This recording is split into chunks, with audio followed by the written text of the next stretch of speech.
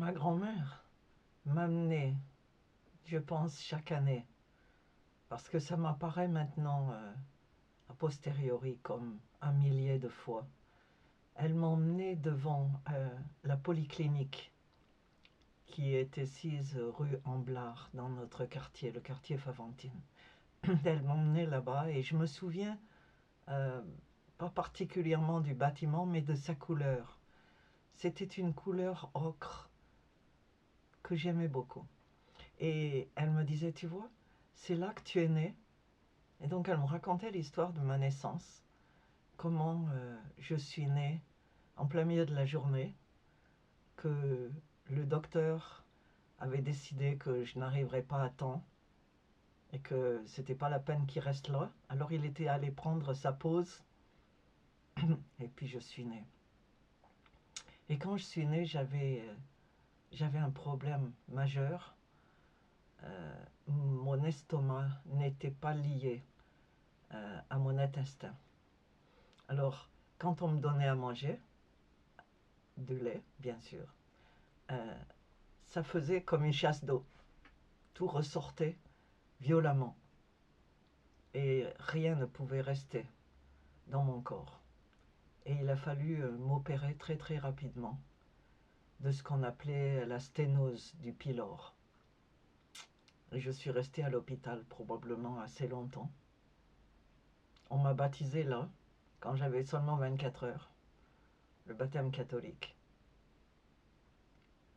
Et elle m'emmenait chaque fois pour me raconter de nouveau l'histoire en me disant, tu vois, c'était là que tu étais né. C'était là que tu étais né, voilà comment tu étais né, voilà tu étais malade, etc.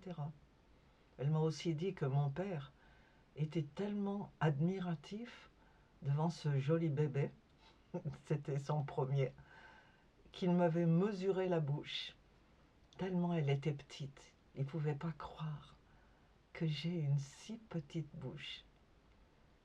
Elle a beaucoup parlé, cette bouche, depuis ma naissance.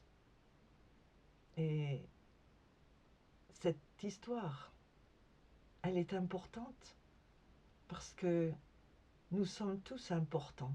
Et la façon dont nous sommes nés, où nous sommes nés, qui nous a entourés à cette époque, ça c'est important parce que ça va marquer notre vie, les uns et les autres.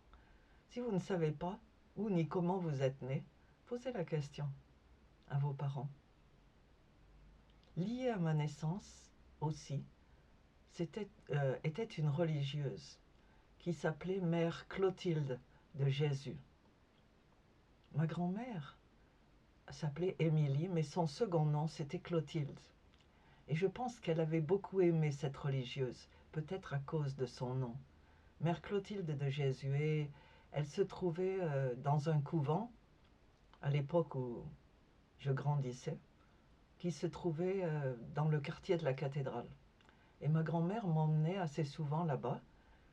Chaque fois, elle m'emmenait, j'étais très petite, toute petite, et elle disait à Mère Clotilde, tu vois, regarde ta petite, parce que apparemment c'était elle qui avait regardé ma naissance, qui s'était occupée de moi quand quand j'étais nouveau-né. Alors elle m'amenait et elle disait, tu vois, ma petite, ta petite, elle grandit. Ah oui, elle mange bien maintenant, il n'y a plus de problème. Oui, tu vois. Et cette femme me souriait. Et je me souviens de l'atmosphère de tendresse qui entourait ces visites. Deux femmes qui m'aimaient beaucoup, pour deux raisons très différentes, mais près desquelles je me sentais vraiment en sécurité, aimée, bien aimée. Et ça, c'était de beaux souvenirs.